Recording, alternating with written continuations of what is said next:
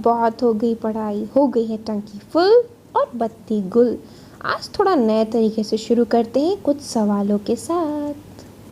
तो पहला सवाल, ये क्या दिखाई पड़ रहा है? सवाल ये नहीं, ये है कि ये जो ठहरा हुआ सा पानी दिख रहा है, अगर ये ऐसी चिलचिलाती धूप में रहेगा तो क्या ये होगा? मतलब ये पानी धीरे धीरे गायब हो जाएगा या उड़ जाएगा? सवाल बड़ा सीधा लग रहा है, पर क्या कभी सोचे हो ऐसा क्यों? चलो आगे बढ़ते हैं। अब ऐसे ही घड़े में रखा थोड़ा सा पानी अगर कुछ देर इतनी चिलचिलाती सी गर्मी वाली धूप में रख दोगे तो क्या होगा? क्या कुछ दिनों बाद ये पानी भी सूख जाएगा? बिल्कुल, यस, सूख जाएगा। और ये सुंदर सुंदर कपड़े जो तुम धो करके सूखने के लिए सूरज चाचू के सामने डाल देते हो, और जब ये कपड़े कुछ घंटों में सूख जाते हैं, पानी छू मंतर हो जाता है, तो तुम बड़े चाव से सूरज चाचू को बोलते हो गुड जॉब। तो इसी गुड जॉब की जांच पड़ताल आज हम करते हैं और देखते हैं कि आखिर ये क्यों हो रहा है और इनके पीछे का कारण क्या है। इन सब के पीछे इवेपोरेशन या वाष्पीकरण का हाथ है। पर ज़रा ठहरो और एक कंफ्यूजन क्लियर करते चलो। हिंदी वाली बुक में वाष्पीकरण को वेपोराइजेशन भी लिखा होता है, पर इवेपोरेशन वेपोराइजेशन नहीं है, बल्कि दो अलग अलग प्रक्रियाएं हैं। तो वेपोराइजेशन क्या था? In vaporization, water changes to water vapor at its boiling point। या हिंदी में वेपोराइजेशन या वाष्पीकरण में पानी अपने क्वथनांक या बॉइलिंग पॉइंट पर वाष्प या वाटर वेपर में बदल जाता है। जबकि the phenomenon of change of water or any liquid into vapor at any temperature below its boiling point is called evaporation। Hindi में अगर देखें, वाष्पीकरण वह प्रक्रिया है जिसमें जल या द्रव पदार्थ में सतह के कण क्वथनांक से नीचे किसी भी तापमान पर वाष्प में बदल जाता है। तो अगर डेफिनेशन जलेबी जैसे गोल गोल हो गई हो तो चलो समझते हैं। तो इवेपोरेशन और वेपोराइजेशन दो अलग अलग फेनोमेनन है, ठीक है। हम इन दोनों के बीच में कंपैरिजन कर रहे हैं। वेपोराइजेशन एक्चुअली में बॉइलिंग से जुड़ा हुआ है या उबलने से जुड़ा हुआ है। क्यों? क्योंकि वेपोराइजेशन में हम जब हीट देते थे तो जो पार्टिकल्स होते थे वो पार्टिकल्स अपने बॉइलिंग पॉइंट पे पहुंच जाने के बाद इनमें इतनी ज़्यादा काइनेटिक एनर्जी या गतिज ऊर्जा बढ़ जाती थी इनकी कि ये क्या करते थे, अपने बीच के आकर्षण बल को तोड़ देते थे और ये चेंज हो जाता था कौन सी अवस्था में या कौन सी स्टेट में? गैसियस स्टेट में। जबकि इवेपोरेशन में ऐसा कुछ नहीं है। यहाँ पे बॉइलिंग पॉइंट पे पहुँचने से पहले ही जो लिक्विड है, सपोज करो वाटर ही लेके चल रहे हैं, तो वो अपने वेपर फॉर्म में यानी वाष्प वाली अवस्था यानी गैस की अवस्था में बदल जाता है। अब ऐसा क्यों हो रहा है? हम सब जानते हैं कि जो पदार्थ होता है या मैटर होता है उसके पार्टिकल्स हमेशा गति करते रहते हैं, ठीक है, निरंतर गतिशील होते रहते हैं।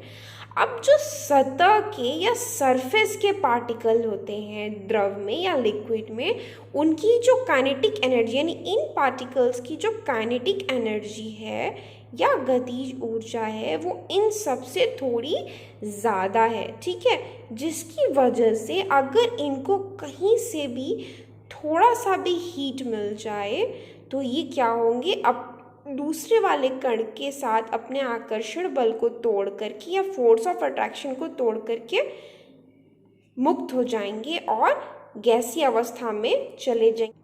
यानी यहाँ हमें क्वथनांक या बॉइलिंग पॉइंट तक पहुँचने की ज़रूरत ही नहीं है, क्योंकि धीरे धीरे अब जब ये लेयर हट जाएगी तो उसके बाद ये लेयर सबसे ऊपरी लेयर हो जाएगी और फिर उसकी भी एनर्जी अगर ज़्यादा होगी और उनको थोड़ा सा भी हीट मिलेगा तो वो भी इवेपोरेट हो जाएंगे और धीरे धीरे जो है कि ये क्या होंगे, वाष्प अवस्था में चलते चले जाएंगे। ऐसा ही मैंने जो एक सबसे पहला वाला जो है कि पिक्चर आपको शो किया था जिसमें कि जो है कि एक पानी था ठहरा हुआ पानी या नदी भी कह सकते हैं, तो धीरे धीरे धीरे धूप की वजह से उसका जो लेवल था वो क्या हो गया, धीरे धीरे कम हो गया और वो सूख गया।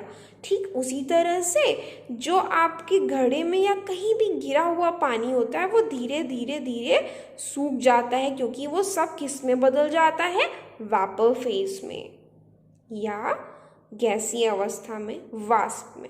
ठीक इसी तरह ये जो कपड़े हमने सूखने को डाले थे, इवेपोरेशन या वाष्पीकरण के कारण सूख जाते हैं, क्योंकि इसमें उपस्थित जल कण इवेपोरेट हो जाते हैं या वाष्प में बदल जाते हैं। ये इवेपोरेशन वह प्रक्रिया है जिसमें कोई भी द्रव, अगर हम पानी के अलावा कोई भी द्रव लें, वो द्रव बिना अपने बॉइलिंग पॉइंट तक पहुँचे ही किसी कम तापमान में ही क्या हो जाता है, वाष्प में या गैस में बदल जाता है। और ठीक इसके उल्टा वेपोराइजेशन में हम क्या देख रहे थे कि बॉइलिंग पॉइंट जब तक नहीं आ रहा था तब तक ये जो है कि गैसीय स्टेट में जाना शुरू नहीं किया था। अब हम देखते हैं कौन कौन से फैक्टर्स या कारक वाष्पीकरण की दर को प्रभावित करते हैं। पहला है टेम्परेचर या तापमान। ये कैसे प्रभावित करता है, अगर तापमान ज़्यादा होगा यानी ऊष्मा ज़्यादा मिलेगी तो जो सतह के कण हैं वो जल्दी जल्दी इवेपोरेट हो जाएंगे और जो वाष्पीकरण की दर है वो बढ़ जाएगी। दूसरा कारण है सतह क्षेत्र का बढ़ना या इंक्रीज इन सरफेस एरिया। अगर हम लोग जो रखे हुए कपड़े होते हैं धुलकर उन्हें वैसे ही रहने दें तो क्या वो सूख जाएंगे? नहीं, हम क्या करते हैं, उन्हें फैला देते हैं, तो सतह क्षेत्र को बढ़ा देते हैं। मान लो कि एक ग्लास में रखा हुआ पानी है, उसे हम गिरा देते हैं तो क्या होता है, वो जल्दी सूख जाता है, यानी सतह क्षेत्र बढ़ गई और वाष्पीकरण भी बढ़ गया। अगला कारक है ह्यूमिडिटी या आर्द्रता। आर्द्रता क्या होती है? आर्द्रता होती है वायु में जल वाष्प की उपस्थित मात्रा या amount of water present in air, जिसकी वजह से हमें कभी कभी चिपचिपाहट सी महसूस होती है। अगर वायु में हमारे पहले से ही जल वाष्प होगा तो क्या इवेपोरेशन हो पाएगा? सोचो, नहीं। इसी वजह से इवेपोरेशन की दर थोड़ी कम हो जाएगी। और आखिरी कारक है विंड स्पीड या वायु की गति। अगर वायु की गति ज़्यादा होगी तो हमारे आसपास के जो जलवाष्प होंगे वो उनको दूर उड़ा के ले जाएंगे, जिसकी वजह से जलवाष्प कम हो जाएगा और इवेपोरेशन की दर बढ़ जाएगी। अब हम देखते हैं कूलिंग इफेक्ट ऑफ इवेपोरेशन या वाष्पीकरण से शीतलन, कैसे ये ठंडा करता है चीज़ों को। वाष्पीकरण से क्या होगा, थोड़ी ऊर्जा कम हो जाएगी, यानी जो एक सतह चली जाएगी दूसरी सतह में जो है कि ऊर्जा कम होगी, तो दूसरी सतह में जो द्रव के कण होंगे वो क्या करेंगे, आसपास से ऊर्जा अवशोषित कर लेंगे और इसकी वजह से आसपास से ऊर्जा निकल जाने के कारण हमें कैसा महसूस होगा, ठंडा। चलो एक एग्जाम्पल से समझते हैं। अगर एसीटोन या नाखून की पॉलिश को हटाने वाले द्रव को हाथ पर रखते हैं तो क्या होता है। अब हम एसीटोन, पेट्रोल या परफ्यूम को अपने हाथ पे डालते हैं तो हमें ठंडा महसूस होता है। अगर हम एसीटोन को अपनी हथेली पर लें तो एसीटोन के जो कण होते हैं वो हाथ की ऊष्मा को अवशोषित कर लेते हैं और इवेपोरेट हो जाते हैं या वाष्पकृत हो जाते हैं, जिसकी वजह से हमें हाथ में ठंडा महसूस होता है क्योंकि हाथ की गर्मी तो निकल गई। दूसरा एग्जाम्पल अगर देखें तो ये घड़े में रखा पानी ठंडा कैसे हो जाता है। जो घड़ा होता है उसमें छोटे छोटे छिद्र या पोर होते हैं जो हमें दिखाई नहीं देते। इस पोर से जो पानी होता है वो ऊष्मा को अवशोषित करके इवेपोरेट हो जाता है या वाष्पीकृत हो जाता है, जिसकी वजह से इसमें का पानी ठंडा हो जाता है। तेज़ धूप गर्म दिन के बाद लोग अपनी छत या खुले स्थान पर जल छिड़कते हैं। ऐसा क्यों? क्योंकि जल के वाष्पीकरण की गुप्त ऊष्मा सतह को शीतल बना देती है। मतलब जो पानी होता है वो छत की या फील्ड की ऊष्मा को लेकर अवशोषित हो जाता है और हमें ठंडा महसूस होता है। अब एक लास्ट सवाल कि हम गर्मी में सूती या कॉटन कपड़े क्यों पहनते हैं। तो शारीरिक प्रक्रिया यानी जो भी काम हम करते हैं उसके कारण गर्मियों में हमें ज़्यादा पसीना आता है और इसी पसीने की वजह से हमें शीतलन या ठंडा महसूस हो, इसलिए हम सूती कपड़े पहनते हैं। अब क्यों, रीज़न तो सोच ही सकते हो, ज़रा देखो।